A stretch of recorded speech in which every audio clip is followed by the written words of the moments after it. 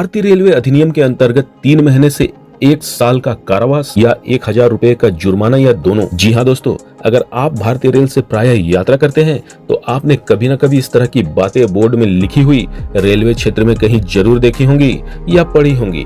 दोस्तों, स्वागत है आपका हमारे चैनल रेल यात्रा इन्फॉर्मेशन में। अगर आप अभी भी नहीं समझे कि आज हम किस विषय में बात कर रहे हैं तो चलिए आपके सस्पेंस को खत्म करते हैं और खबर को शुरू करते हैं। आज हम जिस विषय पर बात करेंगे वो सुनने में तो सामान्य लगेगी, लेकिन इस बारे में भारतीय यात्री होने के नाते एक बच्चे से लेकर बुजुर्ग तक को इसके और इससे जुड़े कानून के बारे में पता जरूर होने चाहिए, नहीं तो ये आपकी यात्रा को जोखिम में डाल सकता है। दरअसल आज हम बात करेंगे रेलवे चेन पुलिंग की।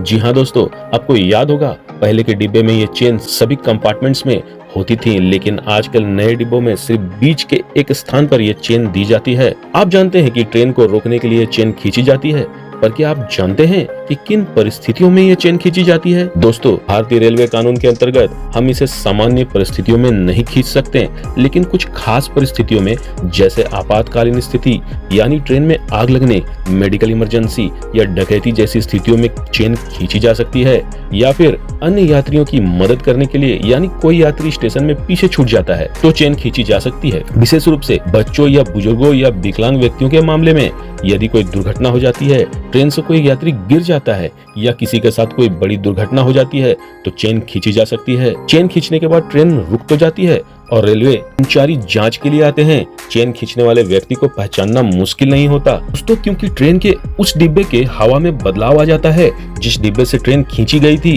बिना किसी कारण के चेन खींचने पर रेलवे अधिनियम के अनुसार सजा मिल सकती है, इसलिए बिना किसी ठोस कारण के चेन खींचने से बचें, क्योंकि यह एक अपराध है। चलिए दोस्तों, अब आगे जानते हैं कि चेन पुल करने से ट्रेन रुक कैसे जाती है। क्या ट्रेन के लोको पायलट के हाथ में कुछ नहीं होता?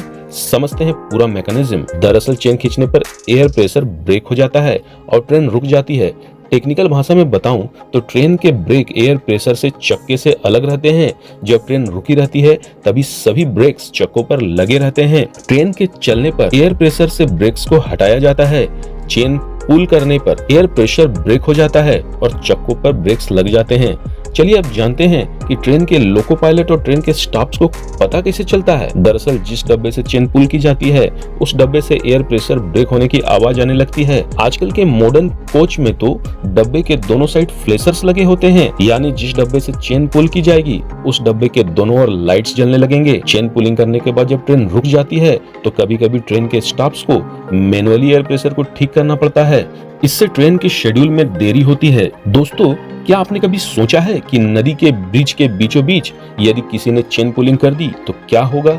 चलिए जानते हैं। दरअसल ट्रेन तो रुक जाएगी, पर ट्रेन को किस तरह आगे बढ़ाया जाएगा, यह एक सवाल है। दोस्तों, ऐसा बहुत ही गंभीर परिस्थितियों में किया जाना चाहिए, क्योंकि नदी के ब्रिज पर चेन पुलिंग करने से रेलवे स्टाफ को जान जोखिम में डालकर ब्रिज में उतरकर मैनुअली प्रेशर को ठीक करना पड़ता है, तब जाकर ट्रेन आगे बढ़ती है। इसलिए ऐसा किए जाने से बचना चाहिए। तो दोस्तों, इस वीडियो में आपने जाना रेलवे चेन पुलिंग के बारे में ढेर सारी जानकारियाँ, उनसे जुड़े नियम कानून और सारे कंडीशन। उम्मीद करता हूँ कि ये जानकारी आपको काफी उपयोगी लगी होगी। दोस्तों, अगर आपने चैनल को सब्सक्राइब नहीं किया तो हमारी यात्रा को भी ब्रेक्स लग सकता है। आप हमारे सहयात्री हैं।